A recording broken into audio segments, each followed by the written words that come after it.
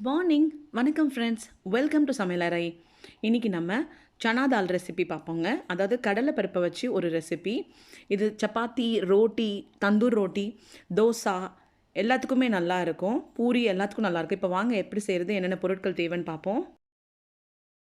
ஒரு பெரிய வெங்காயம் நீளமாக வெட்டி வச்சுருக்கேன். இது வந்து 5 பச்சை மிளகாய் இந்த மாதிரி கட் பண்ணியிருக்கேங்க. காரம் பிடிக்கும்னா எனக்கு சேர்த்துக்கோங்க, இல்லை காரம் வேண்டான்னா கம்மி பண்ணிக்கோங்க. இப்போ வாங்க வேறு என்ன பொருள் தேவைன்னு பார்ப்போம். இங்கே வந்து 1/2 டீஸ்பூன் பூண்டு, 1/2 டீஸ்பூன் இஞ்சி அரைச்ச விழுது, 1 டீஸ்பூன் தனி மிளகாய்த்தூள், 1 டீஸ்பூன் மல்லித்தூள், ஒரு 1/4 டீஸ்பூன் மஞ்சள் தூள், அப்புறம் தேவையான அளவு உப்பு. இங்கே வந்துட்டு 1/2 டீஸ்பூன் சீரகத்தூள், 1/2 டீஸ்பூன் கரம் மசாலாங்க. அப்புறம் ஒரு 50 ml நான் வந்துட்டு நெய், 50 ml எண்ணெய் எடுத்திருக்கேங்க. செக்கில் ஆட்டின கடலெண்ணெய். நீங்கள் வந்துட்டு எண்ணெய் மட்டுமே யூஸ் பண்ணுறதுனாலும் பண்ணிக்கலாம், இல்லை நெய் மட்டுமே யூஸ் பண்ணுறதுனாலும் பண்ணிக்கலாங்க. எப்படி செஞ்சாலும் நல்லாயிருக்கும். ஒரு 2 மீடியம் சைஸ் தக்காளிங்க. அதில் வந்துட்டு ஒரு 1/2 டம்ளர் தண்ணி ஊற்றி நான் இந்த மாதிரி குறைன்னு அரைச்சி வச்சுருக்கிறேன். இது வந்து ஒரு 250 கிராம் கடலை பருப்புங்க. ஒரு மணி நேரமாக இப்படி ஊறிட்டுருக்கு. இந்த தண்ணீரை வந்துட்டு நான் 2 தடவை இந்த கடலைப்பருப்பு களைஞ்சிட்டு நான் வந்து நல்ல தண்ணியை ஊற்றி இதை ஊற வச்சுருக்கேங்க. ஒரு 1 ஹவராக. நீங்கள் 2 ஹவர்ஸ் ஊற வச்சாலும் நல்லா ஊறிடும், நல்லா இருக்கும். நான் இன்றைக்கி இவ்வளோ தான் நான் ஊற வச்சுருக்கேன். 1 ஹவருக்கு தான் நான் ஊற வச்சுருக்கிறேன். ஸோ இந்த தண்ணியில் தான் நம்ம வந்துட்டு இந்த தண்ணியை தூக்கி போட்டுறக்கூடாது. நம்ம இதையும் வந்துட்டு கிரேவியில் நம்ம ஆட் பண்ணிக்கலாம். இப்போ வாங்க எப்படி செய்யுதுன்னு பார்ப்போம். இதில் ஒரு பாத்திரத்தை ஏற்றிட்டேங்க. நம்ம இதில் எண்ணெயும் நெய்யும் போட்டுடலாம். எண்ணெய் சூடாகட்டுங்க.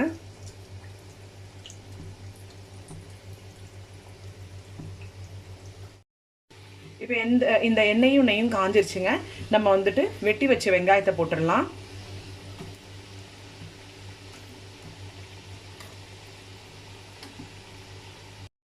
இப்போ சீரான அனலில் வச்சு இந்த வெங்காயத்தை நல்லா வணக்கி எடுத்துக்கலாங்க. கொஞ்சம் லைட்டாக கோல்டன் ப்ரௌன் ஆரம்பிக்கும் போது நம்ம இஞ்சி பூண்டை ஆட் பண்ணிக்கலாம். அது வரைக்கும் சீரான அனலில் வச்சு நல்லா வணக்கிக்கலாம். கொஞ்சோண்டு உப்பு சேர்த்துடலாம் இதோட.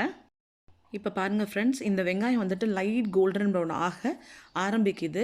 நல்லா முறிஞ்சு வெந்திருக்கு, இப்போது ஃப்ரை ஆகிருக்கு. இந்த ஸ்டேஜில் வந்துட்டு நம்ம இந்த இஞ்சி பூண்டை போட்டுடலாம் பேஸ்ட்டை. அந்த இஞ்சி பூண்டு பேஸ்ட்டில் வந்துட்டு ஒரு 1/4 டம்ளர் தண்ணி ஊற்றி நான் மிக்ஸ் பண்ணி வச்சுருக்கேங்க. இப்படி செய்கிறதுனால இஞ்சி பூண்டு வந்துட்டு கருகாது, நம்மளுக்கு நல்லா ஆனியனோட சேர்ந்து கோல்டன் ப்ரௌனாக வணங்கி வரும். ஸோ அந்த மாதிரி போட்டுக்கலாம். நம்ம நல்லா அனலை வந்துட்டு சீராக வச்சுக்கோங்க. லோ ஃப்ளேமில் இல்லைனா மீடியம் ஃப்ளேமில் அடுப்புக்கு ஏற்ற மாதிரி நீங்கள் வச்சுட்டு கருகிராமல் நல்லா கோல்டன் ப்ரௌனில் வணக்குனிங்கன்னா ப்ராப்பராக வந்துடும். இந்த மாதிரி கொஞ்சம் நேரம் நல்லா இஞ்சி பூண்டு வாசனை போகிற வரைக்கும் நம்ம வணக்கிக்கலாம். இப்போ நல்லா வணங்கட்டுங்க. அடுத்தது என்ன பண்ணுறதுன்னு நம்ம பார்ப்போம். இப்போ பாருங்கள் ஃப்ரெண்ட்ஸ், நல்லா கோல்டன் ப்ரௌன் ஆயிடுச்சு. நம்ம இதில் வந்துட்டு இந்த தக்காளியை ஊற்றிடலாம். அரைச்சி வச்ச தக்காளியை இந்த மிக்ஸி ஜாரையும் அலசி தண்ணியை ஊற்றிடலாம். இதில் இது நல்லா வணங்கட்டுங்க. ஒரு நிமிஷம் வணங்கட்டும். நம்ம இதில் இப்போ வந்துட்டு மசாலா ஐட்டம்ஸ்லாம் போட்டுடலாம்.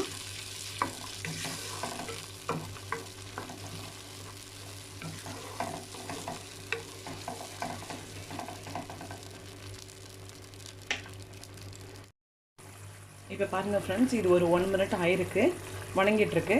இப்போ நம்ம இதில் வந்துட்டு கரம் மசாலா தவிர மற்ற எல்லாத்தையும் போட்டுடலாம். அதாவது மிளகாய்த்தூள், மல்லித்தூள், உப்பு, மஞ்சள் தூள், அப்புறம் சீரகத்தூள், இது எல்லாத்தையும் போட்டுடலாம். போட்டுட்டு நல்லா வணக்கிக்கலாம்.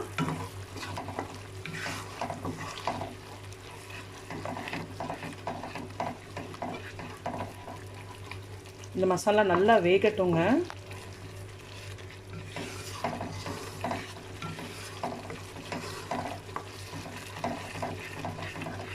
இது ஒரு 5 மினிட்ஸ் நம்ம கவர் பண்ணி அப்பப்போ நம்ம வந்துட்டு இதை கொஞ்சம் இந்த மாதிரி மிக்ஸ் பண்ணி விட்டு நம்ம இது ஒரு 5 மினிட்ஸ் வேக வச்சுக்கலாங்க மசாலாவை நல்லா.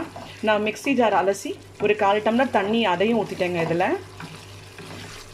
ஸோ தக்காளியும் நல்லா பச்சை வாசனை போய் நல்லா வேகணும், இந்த மசாலாவும் நல்லா வேகணுங்க. ஸோ ஒரு 5 மினிட்ஸ் கவர் பண்ணி ஒரு மீடியம் ஃப்ளேமில் வச்சு இதை நல்லா வணக்கிக்கலாம். இப்போ இந்த ஊற வச்ச கடலை பருப்பு வந்துட்டு இந்த தண்ணி தூக்கி எறிய வேணாம் சொன்னேன் இல்லைங்களா, இந்த 3வது ஊற வச்ச தண்ணி இதையே நம்ம ஊற்றி கொஞ்சமாக உப்பு போட்டு மஞ்சத்தூள் கொஞ்சம் போட்டு நம்ம வந்துட்டு இதை வேக வச்சு எடுத்துக்கலாம். என் குக்கரில் நான் 2 விசில் விடுறேன். இது வெந்துடும். உங்களுக்கு எப்படி எத்தனை விசில் விட்டால் வேகுமோ, இல்லை டைமிங் இருந்துச்சுன்னா அந்த மாதிரி விட்டு, இது முழுசாக இருக்கணுங்க. ரொம்ப மசிஞ்சு வெந்துடக்கூடாது. அதனால் முழுசாக இருக்கணும். அந்த மாதிரி வேக வச்சு எடுத்துக்கலாம். ஒரு 5-6 நிமிஷம் இப்போ இது வணங்கியிருக்குங்க. நான் வந்துட்டு கடலைப்பருப்பும் நான் வேக வச்சுட்டேன்ல, அதை எடுத்து இப்போ இதில் போட்டுடலாம்.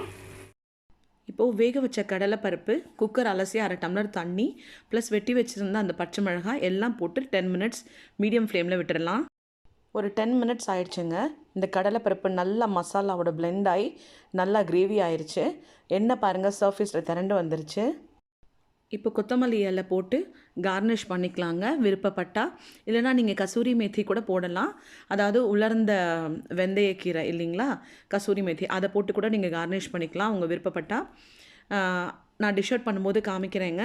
டேஸ்ட் பண்ணி பார்த்துட்டேங்க நான். உப்பு, காரம், புளிப்பு எல்லாம் பர்ஃபெக்டாக இருக்குது, சூப்பராக இருக்குது. செஞ்சு பாருங்கள் கண்டிப்பாக. இப்போ கொத்தமல்லி இலை போட்டு கார்னிஷ் பண்ணிக்கலாங்க.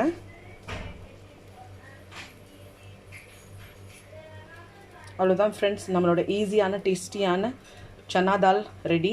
கடலைப்பருப்பு கிரேவி ரெடி. ட்ரை பண்ணி பாருங்கள். ட்ரை பண்ணி பார்த்துட்டு உங்கள் கமெண்ட்ஸை கமெண்ட் செக்ஷனில் கொடுங்க. வீடியோ பிடிச்சிருந்தால் லைக் பண்ணுங்கள், ஷேர் பண்ணுங்கள் உங்கள் ஃபேமிலி அண்ட் ஃப்ரெண்ட்ஸ்க்கு. அப்புறம் மறக்காமல் என்னோடய சேனலுக்கு சப்ஸ்கிரைப் பண்ணுங்கள். அப்படியே அந்த பெல் ஐக்கனையும் கிளிக் பண்ணுங்கள் ஃப்ரெண்ட்ஸ். என்னோடய வீடியோஸ் உங்களுக்கு நோட்டிஃபிகேஷனாக உடனடியாக கிடைக்கும். Thank you so much.